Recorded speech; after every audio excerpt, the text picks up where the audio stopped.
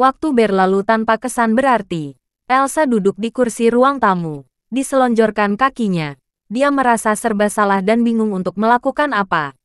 Ya, semenjak bertemu dengan William kemarin malam dia merasa serba salah karena dalam pertemuan itu William tak melakukan hal berarti buatnya. Coba, siapa yang nggak jadi serba salah karena kesal begini? Memang susah kalau cinta bertepuk sebelah tangan. Karena tak tahan disiksa oleh keadaan. Elsa pun menghidupkan gadgetnya dan melotot heran. Judul dalam berita tersebut mendorongnya untuk geleng-geleng kepala merasa aneh. Diduga korupsi miliaran Sudin Kebudayaan digeledah. Elsa membaca berita yang sudah dibaca ribuan orang itu dengan penuh rasa ingin tahu. Dari berita itu Elsa tahu bahwa para petinggi di Dinas Kebudayaan nyolong duit negara dengan membuat aneka kegiatan fiktif. Kalaupun kegiatan itu benar, dana untuk para seniman yang tampil dipotong dengan sengaja. Jadi uang yang diterima para seniman itu amat jauh berbeda dengan jumlah uang bayaran yang harus ditandatangani di kwitansi. Jadi jelas, seniman itu seakan dipaksa memilih antara mau dipotong bayarannya atau tidak pernah tampil dalam pentas yang diadakan Sudin Kebudayaan. Sebuah pilihan yang sulit tapi nyata. Budaya kita sekarang ini bukan gotong royong, tapi budaya korupsi. Elsa meletakkan gadget di tangannya ke meja. Diakui atau tidak, korupsi telah menjadi bagian yang tak terpisahkan dalam hidup kita. Warga Wakanda seakan disodorkan pilihan yang menyakitkan. Kalau tidak mau jadi koruptor ya siap-siap untuk menjadi korban koruptor. Bila Dinas Kebudayaan saja korupsi bagaimana dengan Dinas Pendidikan, Dinas Perhubungan, Dinas Kebakaran, atau dinas-dinas lainnya? Elsa hanya mampu tersenyum sinis menghadapi rahasia umum itu. Elsa jadi ingat kalau berangkat kerja ke Vanter. Dengan jelas dia melihat bahwa trotoar itu bukan dipergunakan oleh pejalan kaki, tetapi dimanfaatkan para pendatang untuk berdagang. Mereka yang berdagang bukan pada tempatnya itu merasa aman karena sudah membayar penguasa setempat. Baik membayar untuk kalangan pemerintah maupun kalangan ormas. Mereka jadi tak peduli dengan peraturan pusat yang melarang para pedagang untuk berdagang di trotoar yang disediakan pemerintah untuk para pejalan kaki. Bukankah yang namanya peraturan itu ada buat dilanggar? Dan sialnya, orang-orang yang masuk strata rakyat jelata itu tidak bisa protes pada sedikit orang karena mereka punya kekuasaan dan relasi. Sementara itu di waktu yang sama, William tengah bersantai di kursi taman ditemani oleh Codet. Taman milik keluarga Omdo sangat luas. Luasnya hampir 1000 meter persegi. Saking luasnya sengaja di taman itu banyak kursi dan meja taman untuk bersantai, menikmati hembusan angin dan sinar mentari yang kadang terasa menggoda. Di salah satu kursi taman itulah William dan Codet menikmati suasana sore, sementara di meja ada 2 gelas dan teko antik berisi kopi super nikmat. Kopi super nikmat yang hampir tidak pernah melewati kerongkongan rakyat jelata, sebab kopi itu sengaja diimpor oleh ayah William dari negeri Arabik. Tentu saja pikiran William amat jauh berbeda dengan pikiran milik Elsa. Buat William, korupsi sudah menjadi gaya hidup di negeri ini. Kalau tidak ada pejabat korup, tidak mungkin keluarganya menjadi konglomerat di negeri ini. Menguasai hampir semua bisnis, mulai dari perhotelan, real estate, ekspor-impor, sampai usaha batu bara. Pikiran William tidak didominasi oleh soal koruptor, tapi soal King Mei Ling Seng. Sepertinya, hati William tidak akan pernah puas sebelum menghancurkan King sehancur-hancurnya. Tuan muda, kata Codet pelan namun penuh tekanan. Bagaimana kalau King itu saya habisi saja?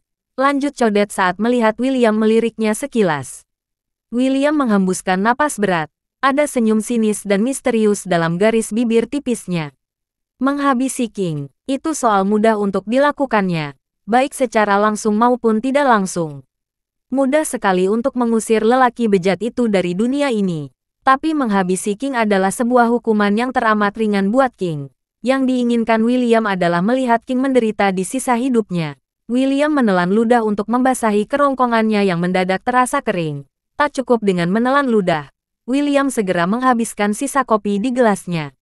Lalu tanyanya ingin tahu sambil meletakkan gelas kosongnya. Menurutmu, mengapa King itu harus dihabisi? Sebelum menjawab, Codet segera mengangkat teko berisi kopi untuk mengisi gelas tuannya yang telah kosong melompong. Menurut saya, King itu bagaikan kanker dalam kehidupan tuan, sahut Codet. Bagai kanker, tanpa sadar William mengerutkan keningnya. Ya, Codet mengangguk pasti. Dalam kenyamanan hidup Tuan dia laksana penyakit kanker yang selalu datang mengganggu. Makanya sebelum semua merasa terlambat, saya ingin sekali menghabisinya agar kehidupan Tuan kembali terasa nyaman. Lanjut Codet gamblang. Ada gejolak kebanggaan yang memenuhi rongga dada William dan menjalar ke setiap inci tubuhnya. Rasa bangga yang tumbuh dan membesar akan kesetiaan Codet yang terlukis jelas lewat kata-katanya. Segaris senyum yang terlihat dalam bibir tipis William. Menghabisi sialan King itu bukan hal yang terlalu rumit. William menyesap sedikit kopinya. Lanjutnya sambil menatap lekat ke wajah Codet. Aku tidak ingin melihat dia mati, tapi ingin melihat dia menderita di sisa hidupnya. Mengerti Tuan. Codet balas menatap sebelum menunduk pelan. Sore semakin tua, hening, kesunyian tercipta dalam taman luas dan indah itu. Tanpa disadari Codet, William sekilas menggerakkan ekor mata ke wajahnya. Wajah yang tentunya cukup ganteng bila tidak ada bekas irisan cutter di pipi sebelah kanannya. William juga tak tahu pasti mengapa teman-temannya lebih senang memanggilnya Codet, bukan memanggilnya Taro. Taro adalah nama asli dari Codet, lengkapnya, Taro di Kelam. Sudah lama Codet bekerja sebagai salah seorang pelindung di keluarga Omdo Sastro di Merja. Soal dedikasi dan kesetiaannya tak perlu diragukan lagi. Codet sendiri berasal dari kota Bantan, kota yang ada di sebelah barat dan berbatasan langsung dengan kota Wakanda. Codet alias Taro merupakan orang kesayangan dari Tetua Shiza, makanya tidak merasa aneh jika dia adalah satu-satunya pelindung keluarga Omdo Sastro di Merja yang mendapat jurus macan dari Tetua Shiza. Bila ada waktu luang, Tetua Shiza selalu meminta Codet berlatih tarung dengannya dengan jurus macan. Melihat Taro dan Tetua Shiza bertarung sengit dengan jurus macan, maka nampak nyata kekuatan dan ketangkasan Codet dalam menghadapi musuh. Seakan dengan jurus macannya itu Codet nampak lebih kuat dan lebih tangkas dari macan itu sendiri. Benar-benar tangguh. Ngomong-ngomong nanti malam kamu ngawal papa kan? Tanya William memecahkan kebisuan. Iya. Codet mengangguk pelan. Tetua Shiza menyuruh saya dan beberapa teman untuk mengawal Tuan Omdo yang akan bertemu Menteri Perdagangan di Alexa. Lanjut Codet. Alexa adalah pusat hiburan malam terbesar yang ada di kota Wakanda. Semua jenis hiburan ada di situ. Mulai dari bar, karaoke, sampai pijat min plus ada di sana. Bahkan, pengunjung bisa milih ingin ditemani cewek atau cowok dari berbagai negara yang disiapkan oleh pengelola. Jadi sungguh tidak berlebihan bila ada yang berpendapat kalau Alexa itu surga dunia bagi mereka yang banyak uang. Ngapain lagi ada pertemuan? Bukankah yang sekian miliar yang dia minta sudah papa kasih? Buru William. Kalau itu sih saya tidak tahu bos. Codet mengendikkan bahunya. Yang jelas sih kalau kemauannya tidak dituruti, urusan ekspor gula dan jagung akan dia gagalkan. Maklum, yang namanya Menteri Perdagangan kan punya banyak cara untuk itu. Codet tertawa lebar. William mengangguk tanda mengerti jenis permainan itu. Kalau begitu kamu pastikan deh siapa saja yang mengawali papa malam ini, kata William kepada Codet. Baik, kalau begitu saya permisi dulu tuan. Codet bangkit dari duduknya. William yang masih duduk santai di hadapannya menganggukkan kepala. Karena sudah dapat izin dari tuan muda, Codet segera meninggalkan tempat itu. William menatapi punggung Codet yang kian menjauh. Ada rasa bahagia di hatinya karena punya anak buah seperti Codet. Sudah seusia dengannya. Jago dalam urusan bertempur. Setia. Serta enak buat teman ngobrol.